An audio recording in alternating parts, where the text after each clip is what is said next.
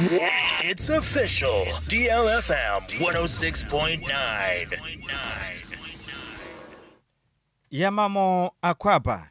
Afi tumirika neshia yen ewo Facebook and afisi YouTube. Na yamfa kasebono echire mankasa ensamum. Yansha kasebona se FM free o my Ghana oswafo no ene wo hwe men yamanwe sensem so mechire Interior Minister oniminyamfo Muntaka Mubarak Mohammed. Na odensma tudwa echire mu am. Enfempem mienu ne ade nunum mu mechire 2025. Ene o my Ghana hombambo ku ahodo a wo mamu nyina.